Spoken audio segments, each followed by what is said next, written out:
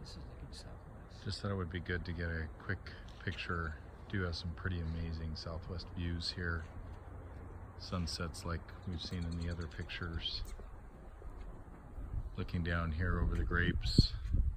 Got a very good sense as where the property line is. You can see where the grass starts to grow down there and the change in what's been watered versus not. And then just in this side of that tree line is the property. We're outside now on the back side of what was the newer building, processing building. And I think we could do some additional parking down here to build up the grade a bit with some gravel. The back side of this building actually was the storage of their farm equipment down below. Almost like a lean-to. You'll notice this building straight in front of me, this was actually the first processing, and this is connected to the main garage.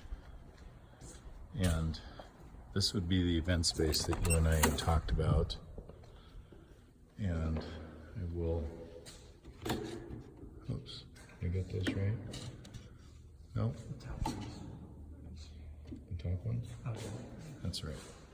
There we go. Okay. But this is about 3,500 square feet is my gut. Should be plenty large enough to host an event. The timbers in place are actually pretty healthy, and it's completely insulated, which is ironic. But I would want to obviously get a little bit creative in terms of, do we paint that out or do something interesting to make it, you know, more aesthetically pleasing to your clientele. Daniel, I'm just kind of giving you a quick picture of the outdoors from the entry here. Then I'm going to take you through. So I think we could do a pretty interesting open meeting space right here in the entry. This is obviously their grand living space. There's a little nook around the corner here that might work well for reception. It's obviously where the dining was. And then if I go down the hall here, I walk right into the kitchen, which I kind of like that potential because it allows for the gathering of everybody to be together. What was used as the workout space, I would encourage turning into your open space for your team. What's kind of cool about that is it's right off the basketball court / racquetball. And then there is a room downstairs that I would turn into a private meeting space for the team that's up here.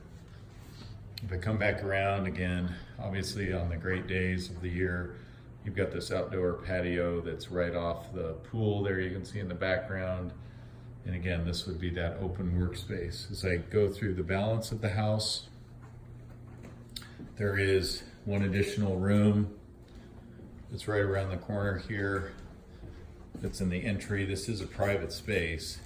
So potentially this becomes one of the shared offices for the coaches. And when they're not using it, used as a conference room.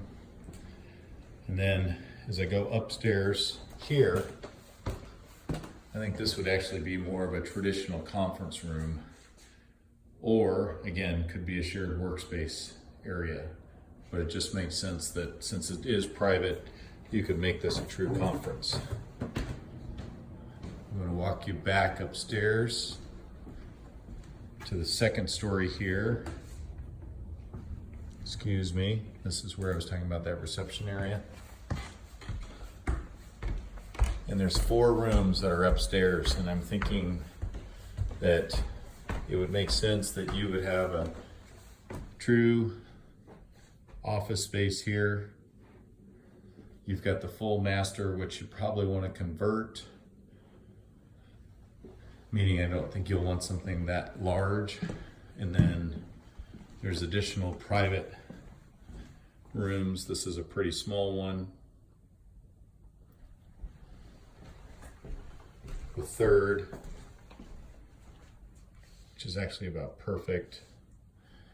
And then the fourth, right off another bath with a little nook there in the back closet area. So again, gonna have to get super creative in terms of whether or not that's sufficient, and then what we would look to build out in the outbuildings.